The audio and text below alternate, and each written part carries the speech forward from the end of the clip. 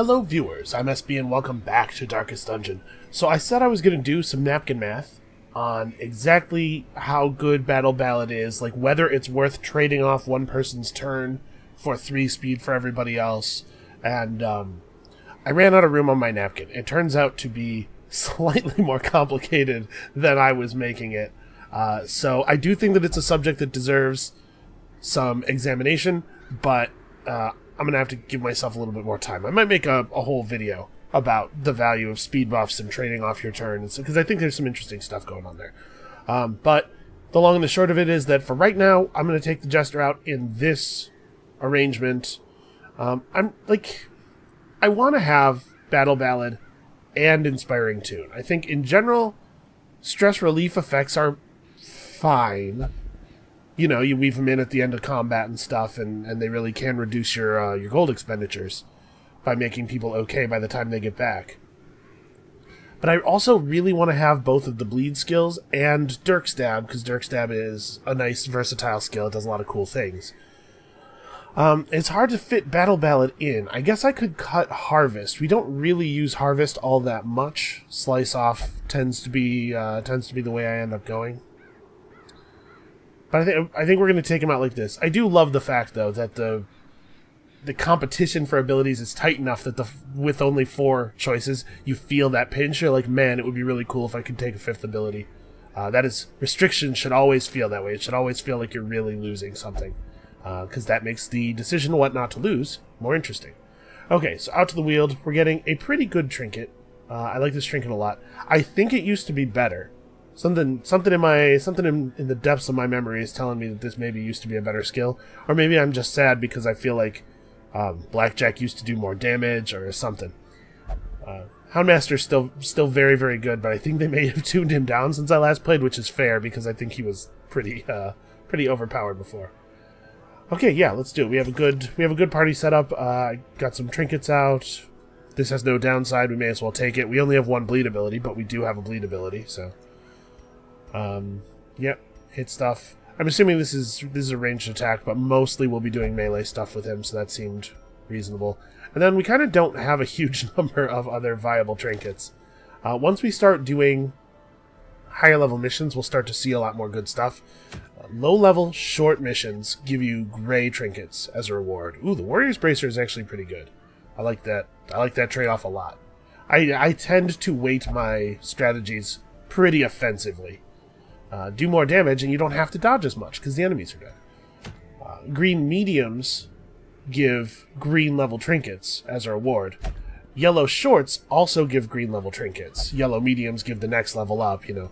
So as we level up, we'll start to see a lot better trinkets, and I think it's really valuable to get 1 party worth of people up into that yellow tier quickly, but also, you know, boss fights and stuff. We'll talk about the meta strategy of how we want our XP distributed some other time. For right now, let's fight some guys, huh? So we do have a person with the Crimson Curse in the party. We found a lot of blood last time. I'm wondering if you find more blood when you have the Crimson Curse in your party. Also wondering if I want to bring my remaining vial with us. We probably should, right? I think that makes sense. Alright. Thank you again to whoever pointed out to me that you can buy stacks all at once by shift-clicking. I think it might have been Moonlit Fairy. It's very useful. Alright, so out to the Weald. I think we should bring some medicinal herbs. Another thing that people pointed out to me, and that I was not thinking about, and this is a good point, is that medicinal herbs remove most kinds of combat debuffs, and that you can actually, the finale buff, the debuff self thing here, can be removed with the medicinal herbs. So you can make use of finale and then still be able to stay in the fight as long as you budget for medicinal herbs every time you do it. So that is valuable. I tend not to like to spend a lot of extra gold, but especially if you're going out to fight a boss, I can definitely see how that would be useful. We should probably bring a key. Never run out of use for keys. I always bring 1 more shovel to the Weald than I normally bring to the other places, because it feels to me like the Weald has a lot of obstructions. And then some bandages, probably. There's also a good case to be made for anti-venom out here. Mostly I don't bring this stuff for combat purposes, though. I bring it for interacting with curios. Yeah, let's bring one anti-venom. I'm concerned that we're not leaving a lot of inventory space left for treasure. Well, we'll be fine. We'll expend some of this quickly enough, probably. Not enough blood in your estate. Some wasting heroes in town may die. Wait, do I have wasting heroes in town right now? Is that a thing? Is there an easy way for me to see that? Like, if I mouse over somebody who has the blood... You're in bloodlust mode, sure. You're wasting. You're craving. Okay, so we have to leave blood in town for wasting heroes to use. So, alright. Okay. So I'm not going to take it. We're just going to have to hope that our Vestal... I wonder how many of my heroes are going to die to the Crimson Curse. Because it's starting to feel like this may be a thing that costs us some lives. Yeah, I'm just going to leave the blood here. That doesn't feel great. Well, here's hoping. Now that said, this party should have pretty good damage output. We should be able to get through these combats pretty effectively. We have a couple of good stuns, good reliable healing. Basically, I always just want high damage output and stuns. I knew all these paths once. Now they're as twisted as my own ambitions. Okay. 1, 2, 3, 4, 5, 6, 7, 8, 9, 10, 11, 12, 13. I do not remember how the rounding works. Explore 90% of rooms might mean that we could leave up to 2 rooms unexplored, though. I don't remember how the game rounds in these situations.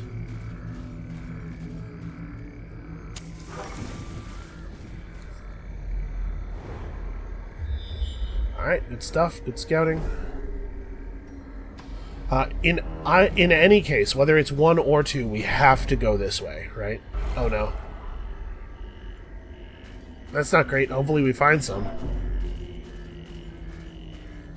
I'm concerned. You know, we can't really afford to lose that many people. This is an anti-venom situation, right? I swear to God, sometimes I remember things. Okay. Not bad. And yeah, guys, I know about the weird framiness where sometimes the frame rate of the video appears to drop for short periods. I have no idea what's causing it. Uh-oh. It didn't contain the blood. Please stop freaking her out. I do not want her to lose her mind before the first combat. But yeah, I know that the frame rate of the video seems to be dropping strangely sometimes. It's not actually happening on my screen. It's something that's happening in the video encoding. Game looks totally normal from here, so I have no idea what's causing it, but I'm going to try to figure it out and get it fixed for you guys. That's a bummer. Please finish him. Okay. Destroy them all. I would really have liked to get the Hellion swinging on a fresh target, but I didn't... I started attacking the wrong dog, basically, is what happened there. Because... Rabies. Rabies is not that bad, actually. I know that sounds crazy. But as far as diseases go, I actually kind of like for people to have rabies. Rabies gives you minus 10 accuracy plus 15% damage.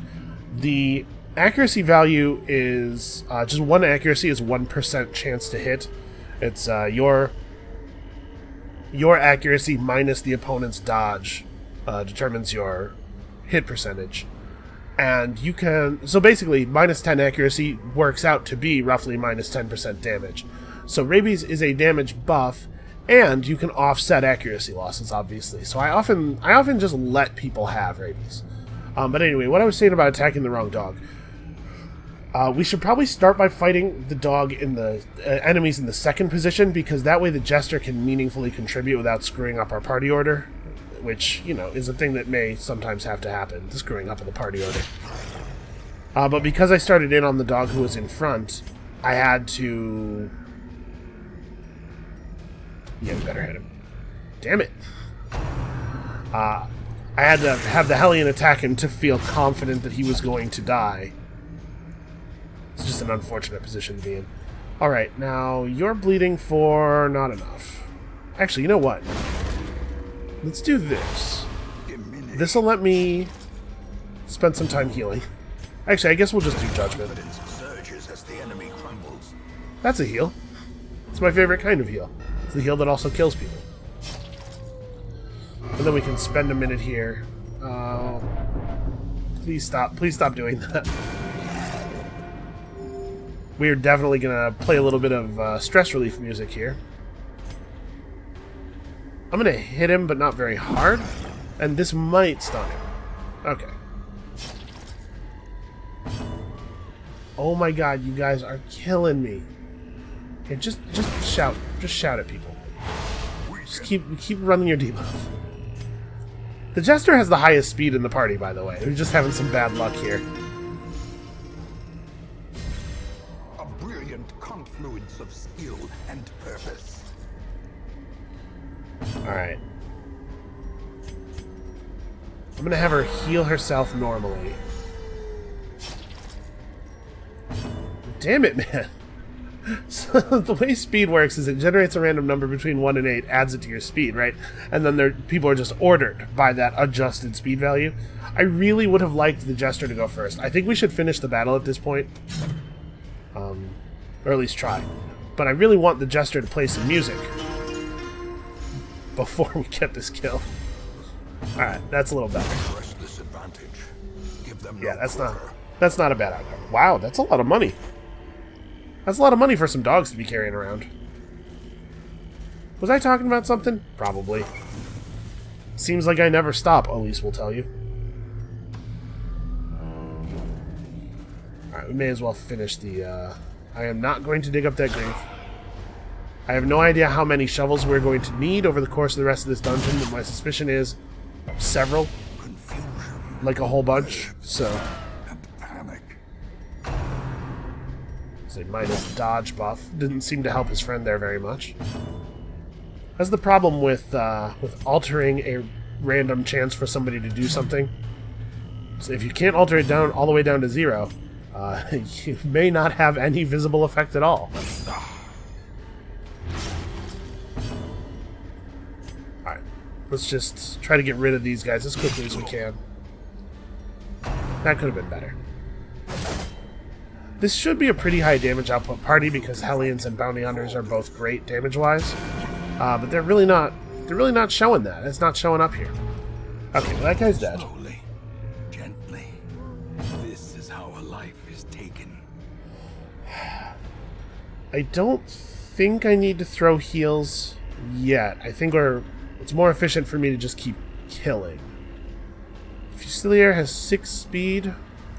The whole party is right around there. We're at 5, 4, 7, 6.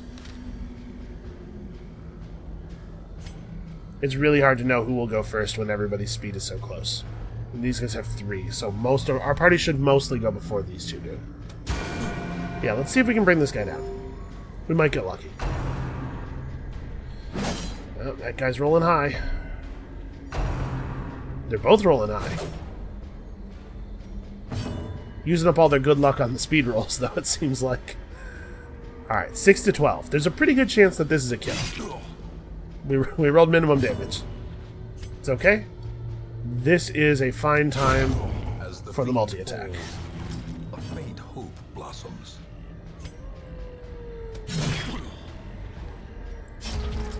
Alright, so this guy will bleed out in 2 turns. Worst case scenario. So the question is, do we start taking restorative actions now? I think the answer is no. I mean, let's just make sure this guy doesn't get to go again. That's probably better for us than any of our other options. And then we'll shout at this guy. The corpse resisted the stun. Can you believe it? Alright, let's take a little time to patch up. When you actually think about what's happening here, it's actually pretty strange. We kill most of this dude's friends, and then we stop and we have a little jam session while the Vestal prays. And this guy just has to sit and watch, horrified. If this were a horror movie, we would be I mean, there's no way to represent this, right? That doesn't make us look completely insane. Horrifyingly evil. I'm trusting that she's going to roll higher than he did. Yeah. At 5 speed to his 3 speed, the odds of her going before him were pretty good. Okay, Wayne, I don't have any triumphant pride. Just take it down a notch. Our ancestors real lippy. That's the number one thing that I remember about this game, is that dude could take it down a notch.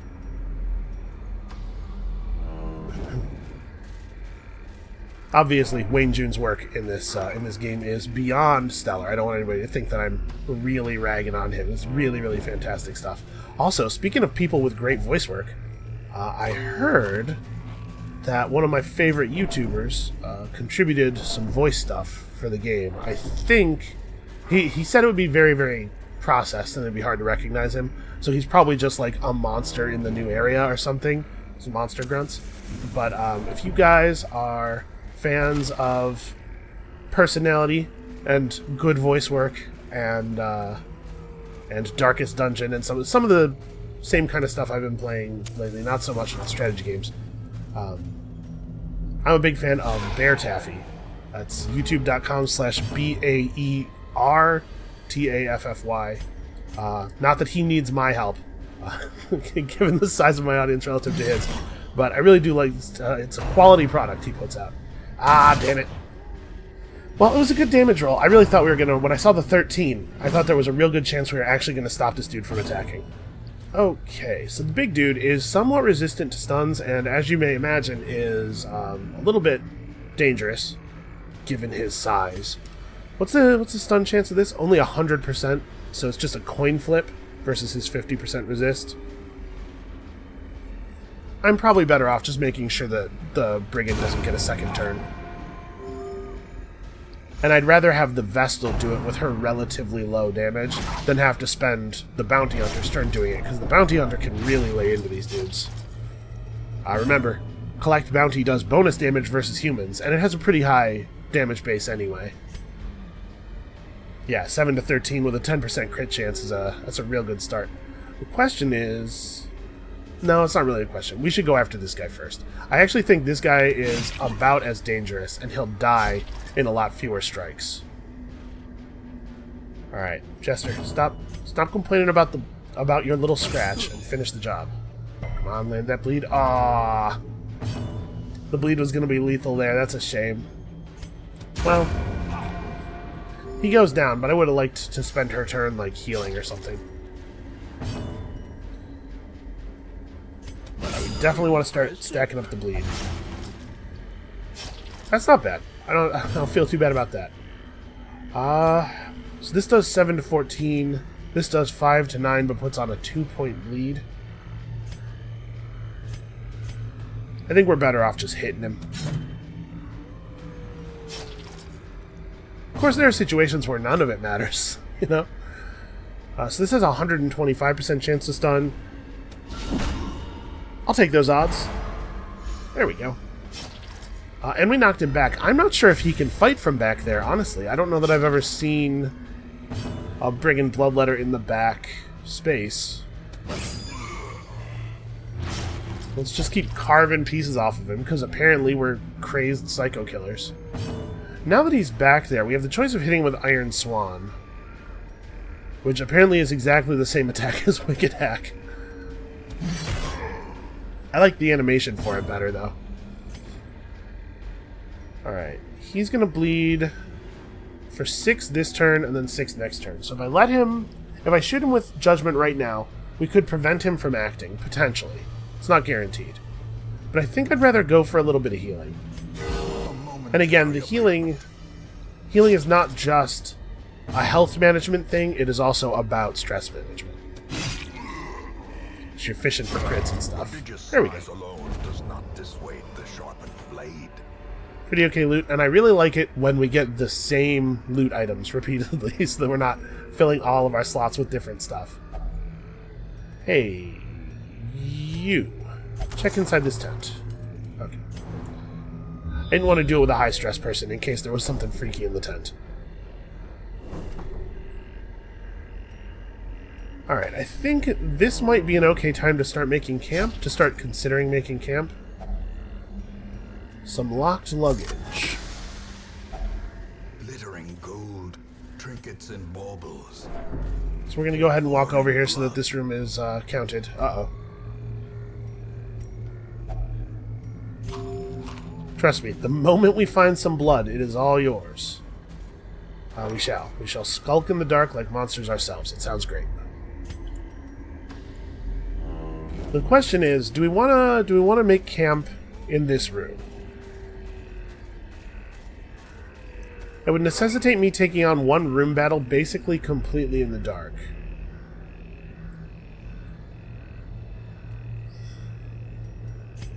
We're at 2 torches left, though. Like, we gotta make camp soon.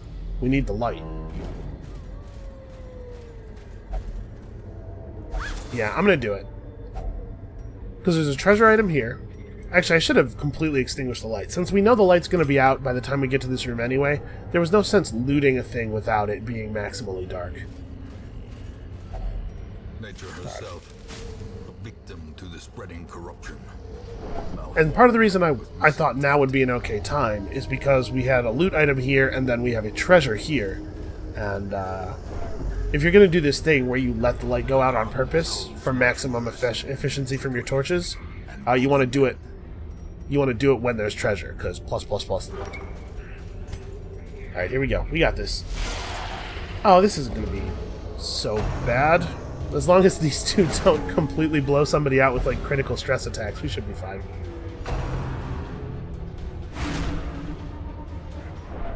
$23. That's not great. Okay. Yeah, I'll fight slimes all day, but we gotta get rid of these two. So, unfortunately, this is not an ideal position for our Hellion, but she still can make people bleed. Alright, we gotta put 3 more damage on you, so that sounds like a job for the Vestal. Got there. And now the question is... Oh, I can't. I was gonna say, is it worth throwing caltrops at the other one, or should we just crush a slime? But I can't throw caltrops from here. So let's just try to crush a slime. There's a pretty good chance of a straight kill here. Executed with impunity. Alright. Decent stress relief there.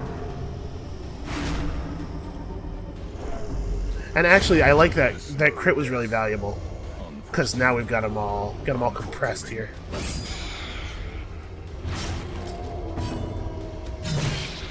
Right, you do not get to take turns anymore. Again, we left her just barely alive. It would really be risking things to not throw this heal. Technically, it might have been more efficient to just go for the strike. Well, she'll get one more turn. Okay, now she's dead. She bleeds out on her next turn.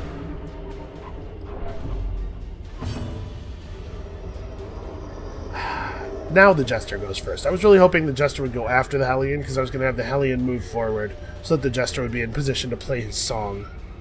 Well, things being what they are, I guess we just go for a stab. Okay, battle over.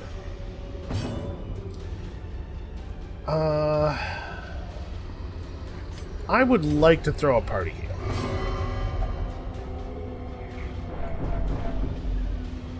Okay, she's freaking everybody out. Let's get a little bit of healing, fish for a crit. Okay, not too bad. Great is the weapon that cuts on its own.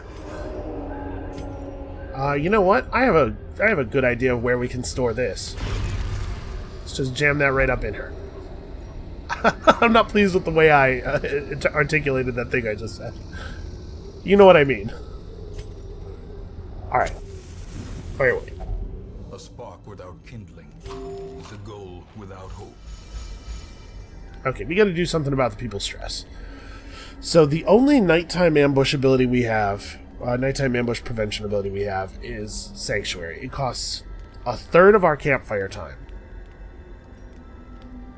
Let's not use it yet. Hold on. So this guy has some good de-stress and stuff. All companions, unfortunately, does not include him. But I guess he doesn't need it that badly. So we could pay 3 to pull 15 stress off of both of these guys. And then we could, like, battle trance. Actually, we didn't bring anybody with encourage. Nobody has the one target stress reducer thing. That's not great. I mean, we could have somebody pep talk him, try to keep him together. But yeah, we actually didn't. I didn't look at our campfire abilities too closely. This dramatically lowers her stress but raises everybody else's. I don't think that's a good move. Okay, let's play a little song here.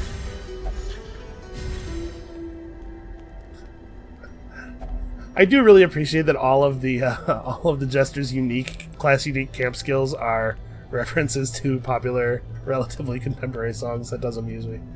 So if we want to make ourselves safe from the nighttime ambush, we have 5 more time units. I guess we do battle trance and then somebody pep talks him. And we'll just throw a quick pep talk. So you have... That's not a great pep talk. In fact, that would freak me out more. Okay, so you're at minus 30% stress for a while. Yeah, that's not too bad. And then we'll go ahead and Sanctuary. Nighttime ambushes happen in complete darkness, and they can be a real... They also, I believe, always surprise you. Because, you know, they're ambushes. That can be really, really bad. Like, really, really, really bad. We march to victory. Or to ruin. Victory. Oh, let me press my favorite button.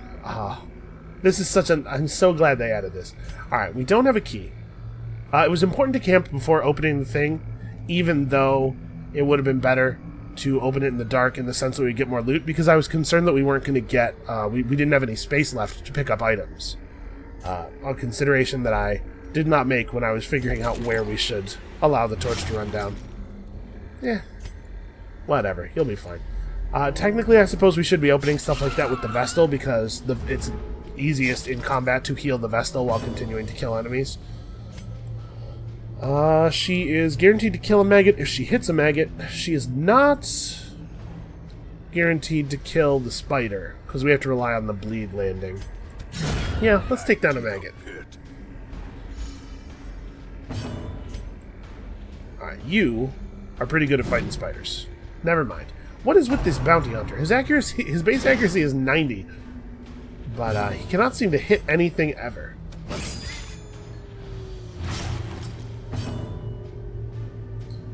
A stun, I guess? Or, you know what? One hit will guarantee the spider doesn't get another turn. So let's do that.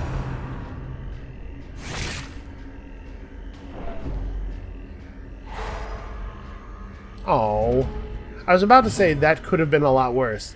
I'm pretty sad, though, that stun worked. I was going to have him play the guitar. Is it a guitar? Does he have a lute? I don't know enough about which stringed instrument is which to,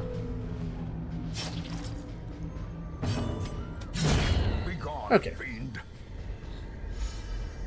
Well, I'm glad we still have what it takes to fight a couple of insects without losing anything significant. Alright, we have nothing particularly interesting coming up here. We don't have any anti-venom. Oh. Her obsession with... She's obsessed with money, right? Oh no, she's just compulsive. Compulsive is my least favorite of the compulsion traits, because it just makes them want to do every kind of compulsion thing. Alright, so assuming that it is in fact the case that we can leave one room unexplored, is it better to... No, let's just do a little bit of backtracking. I really wish we'd gotten a scout, so that couldn't happen. Oh. I don't think we should touch this. I thought maybe I had some holy water. You know what? Why don't you go ahead and... Oh no. Yeah. That's why we had the Vestal do it. She's in good shape. Hey, a new trap. I think it's probably the bounty hunter. Bounty hunter or jester. The bounty hunter needs to remove more. Alright.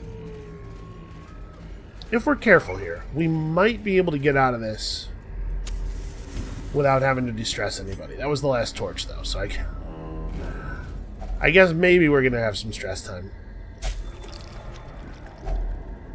Alright, yeah, you just rub some herbs on that, and then it's totally worth eating, right? I suppose at this point there's no way we're going to run out of food, so I should probably just make sure that we're all walking around as safe as possible from the random vicissitudes of combat and traps. You know what, Wayne? We couldn't see it. It's not my fault. I will take no part of this blame. Alright, I guess it doesn't really matter. Oh, I pressed the wrong button. I meant that to be the single target attack. Well, that's fine. Uh-oh. They remembered that they can spawn more enemies. It's a dangerous game. Okay, I would really have liked to hit this one. All we needed was to not roll minimum damage for that to work out, but I was concerned that I would not be able to not roll minimum damage. The bounty hunter has had a rough time of it so far. Alright, why don't you soften up one of them? Wow. That's some good softening.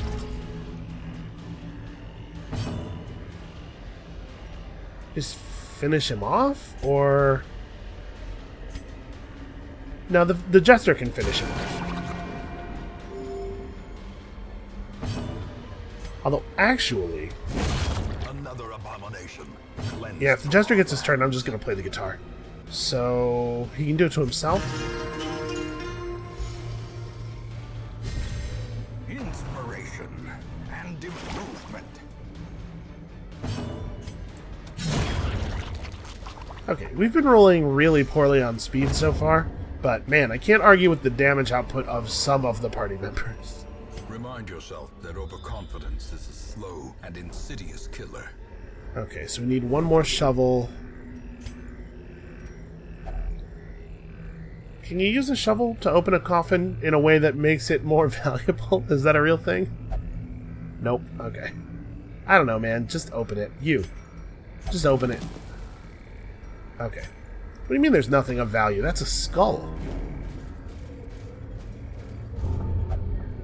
Throw that in a pot? You got some soup, man. Oh, you know what? I am being a little silly here. I do not need this, thank you. We probably should have extinguished the torch completely, since we know that we're not going to see any more combat. Terrors may indeed stalk these shadows, but yonder, a glint of gold. Yeah, we know we're not going to see any more combat, so we should extinguish the torch entirely, so that all of our looting is done at maximum bonus loot. Okay, and keep in mind, the game rounds up the number of rooms you don't have to explore. So 1.3 rooms became 2. That is important to remember for the future. It could affect our planning. Let's hit this last loot item and then get out of here. Stop trying to... What do we need? Literacy or gold? Come on. We are not going to walk any further. Well, actually, we know it's safe to go to the room, and there is, I think there's still a small chance of getting a scout. Okay, I'm not going to walk into the unrevealed part of the map in total darkness. That seems like a recipe for unpleasantness. Reduces the isolation of our troubled estate. Yeah, we did okay on loot there, and I honestly think we can probably get away with not de-stressing anybody. If we don't pick up any really unfortunate traits here in the ending screen, this will have been a very, very cheap run. That's gotta go. I can't deal with that. Okay, plus damage in the cove. Plus 10% damage range skills. Does he have range skills? I think all of his stuff is melee, unfortunately. And movement resist. Pretty good for a character who really wants to be in the place they really want to be in. Yeah, that was great. We gotta get rid of light sensitive. I can't deal with that. The degeneracy of the Hamlet. Oh, what is this, though? Nothing, I fear, when compared to the condition of surrounding acres. The resurrection of our ramshackle hamlet has lured brave artisans and merchants who see potential in the vacant lots surrounding the town square. 1 blueprint awarded. Okay. New systems. The hamlet is growing, and news of your presence is emboldening craftsmen to return. You may now construct all new buildings. They are expensive, but provide unique bonuses that may help you in your endeavors to cleanse the estate. I'm very interested in this. These rare loot items are age-old plans. They're consumed when constructing new buildings. Okay. Blueprints are guarded by bosses. Sometimes. Sometimes the game just gives you one. So... Theatrus has come down from his bloodlust. Dismas did not die because we left him some blood. Man. I'm really nervous. Really nervous. Let's sort by stress. So you're at 37, 35.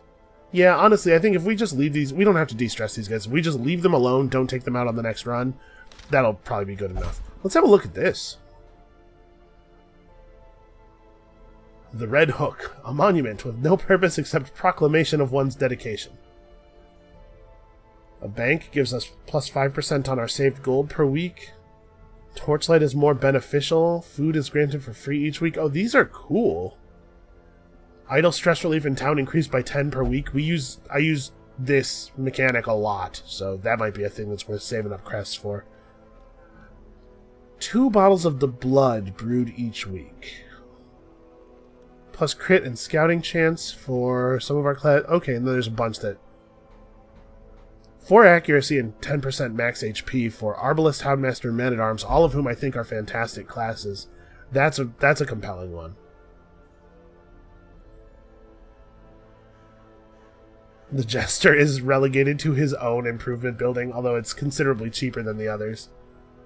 Antiquarian, Occultist, and Plague Doctor get Blight skill chance and Debuff skill chance. And Knowledge Curios heal 15 stress. That's really interesting. I'm assuming Knowledge Curios refers to, at the very least, the books that you find in the ruins. I'm wondering what else counts as a Knowledge Curio. 2 additional respite points if you have an Abomination, Hellion, or Leper in your party. Oh wow, that's really cool. Respite points are the time units that we use at the campfire. So we'd have 14 instead of 12.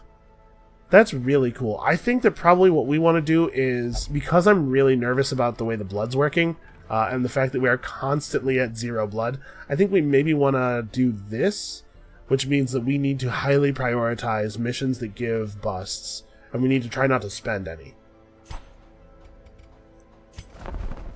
That's really cool, though. That's a really cool mechanic. Ooh, hey, a Man-at-Arms. Alright, we're going to have to figure some stuff out here. So I'd really like to get our hero barracks up. We haven't been getting any deeds. I don't want to not take the Man-at-Arms, and a second Flagellant sounds great, because Flagellants seem to be pretty powerful. Let's sort by class here. What are we doubled up on right now? We're doubled up on Highwaymen. I like Highwaymen, though. We're doubled up on Houndmasters, and they're both level 2. I don't think we're firing level 2. You know what?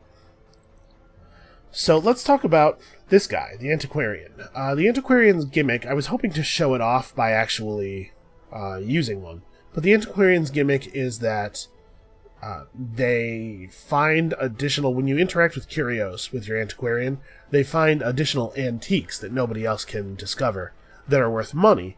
And while you have an Antiquarian in your party, your gold stack limit is higher than normal. So when you run with an Antiquarian, they're garbage at combat. Base damage 3 to 5. You know, this puts a 1-point blight on people. This heals somebody for 1 and has no additional effect. The Antiquarian's garbage in combat, but the trade-off for bringing the bad fighter is that you come home with a lot more money. And that is a reasonable trade-off to make. But... it's kind of gimmicky, and I have not loved using them. Being worse at combat means you end up paying a lot more money for stress relief and stuff, and it's way more likely that you will experience a cascade failure where one thing goes wrong, leading to lots of other things going wrong, and then you lose somebody, which is the worst. So, I think we're just going to fire Tabraham. The task ahead is terrible, and weakness cannot be tolerated. And we're going to bring on a Man-at-Arms. Man-at-Arms is one of my favorite classes. These guys are awesome. I'm very happy to see one. And do we want to do another firing? Like, we could fire our second... This is a person who has no experience, so there's no build-up on Froissart? I guess it really matters whether she's French or not. I don't know. But I think I'd like to bring on a second flagellant. I know we haven't actually used our flagellant much. That's just been sort of organizational weirdness. But the flagellant seems great. Yeah. Slumped shoulders, wild eyes, and a stumbling gait.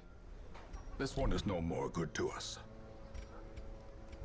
That's pretty harsh, Wayne.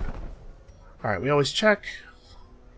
This is a pretty good trinket. I like this one a lot. Do we even have a leper? We do have a leper. 7,500 is a lot to pay for a common rarity trinket, though. I think probably we're not. Let's not do that. We'll find one the old-fashioned way soon enough. So, we can't upgrade the thing I really want to upgrade. We don't actually have to de-stress anybody, I don't think. We don't have any terribly important diseases to get rid of. I'm fine with Kusi remaining rabid. But we do need to deal with this. This is not okay. So, can we upgrade our sanitarium? We can, but it would cost busts. Yeah, I'm not going to do that. I'm remembering this right. Sometimes I forget things very quickly. Okay, yeah, we need busts. This seems to me like it's pretty valuable. Maybe I'm going to find out that by the end of the game I have a huge stockpile of blood and I really didn't need that much, but for right now I'm nervous. And, you know, we can only withstand a very limited number of deaths. So let's try to not have anybody go to pieces from not having enough blood.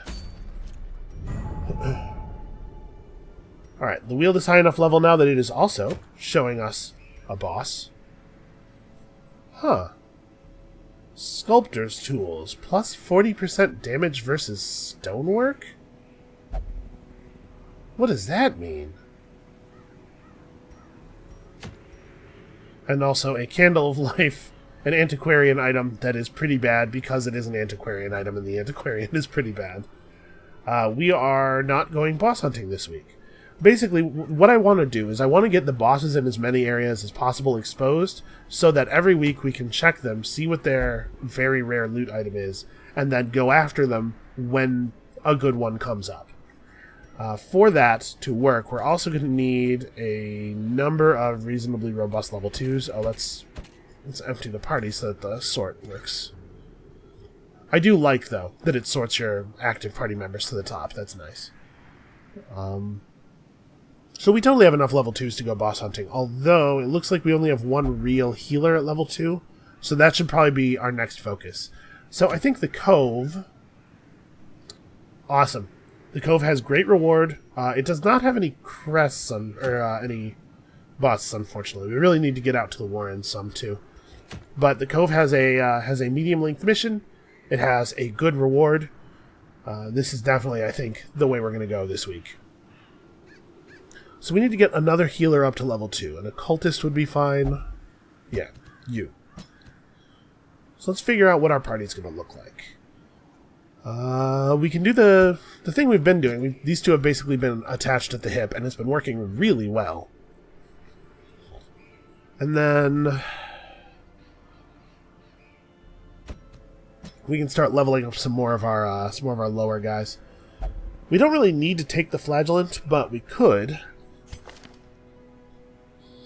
Oh, but the flagellant likes to bleed people, and actually monsters in the Cove are somewhat resistant to that. Maybe we just take one of the bounty hunters out. Bounty hunters are good high damage, reliable guys who don't really care about what the enemy does. Yeah. Alright, you have lower stress. This will be a fine party for this Cove expedition. I like the leper a lot. We haven't had the chance to use one yet. But the lepers' deal is they have lower base accuracy than most classes, but their base damage is real good, very strong. I say lower base accuracy, I mean the accuracy based on their attacks, not their class accuracy mod, which for everybody starts at 0. But you can see, like, this guy's accuracy based on his attacks is generally 85. That's very common in the 80s. We have very, very high values on the Arbalist, because the Arbalist is a sniper. But this dude is only 3/4 of the time going to hit an enemy that doesn't have any dodge at all. The trade-off is that he hits like a truck, and you can, you know, you can make some allowances for this. You can work this out. So he is a clutch hitter, and he's hard-skinned. 10% prot is a good thing for a guy who's standing in front to have. He may not meditate, and in fact, he will only visit the brothel because he's in love with one of the ladies there. That's very unfortunate for him. That tends not to work out that well. That's fine, though. It seems okay. So, what do we want to bring skills-wise? This is a low-damage attack that knocks the thing hit all the way to the back of the enemy party and clears all the corpses. I don't consider this kind of stuff to be particularly valuable. As you probably have noticed at this point, I prefer to just build a party that can do a good job of fighting around corpses, rather than worry about actually getting rid of them. We can give him Revenge. This is a pretty significant buff. Plus 25% damage. Any percentage damage effects are more effective on a leper because he has such a high starting value. This lowers his stress and marks him and makes him tough, so basically it's like a taunt. Makes enemies want to fight him and makes him better at taking it. We probably want to unlock Solemnity for him. This is a nice thing to be able to do. Heal himself up at the end of combat. Intimidate's not bad either. It gives him a low damage attack, but it means that he can hit stuff that's in the back of the party, even if he's only hitting it for a couple of points, because his normal attacks, he's a lot like the Crusader in that way, where his normal attacks only hit the very front. So why don't we unlock some stuff real quick here? Let's take him to the guild. I don't think we're going to unlock Revenge, because there's basically no chance we bring it, but we might use either of these. And we'll definitely want them unlocked eventually. Let's sort by activity. This is what I was talking about. I like these dudes being at the top. Campion is in the second slot and has unlocked some okay skills. Do we want to leave his mark available? We actually have 2 people in the party who would benefit from mark damage.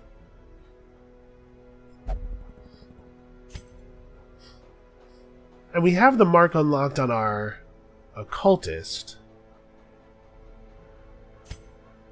I'm wondering if I want to have his mark up, or if I want to, like, buy him caltrops, or maybe, like, just let him have his hook. We'll leave the mark up. It's a little versatility in who applies the marks might turn out to be valuable, because there may be situations where Castellan can't do it because he has to be healing or something. Yeah, other than that, I think I'm pretty happy with people's skills. Okay, well, I think we're ready then. So, that's going to be it for today. Come back next time. We're delving back into the cove and pushing the progress bar up enough so that we'll be able to see 3 bosses every week. And I think that's probably going to lead to some boss fights in our very near future, which I am excited for. So come back next time. We'll see you then.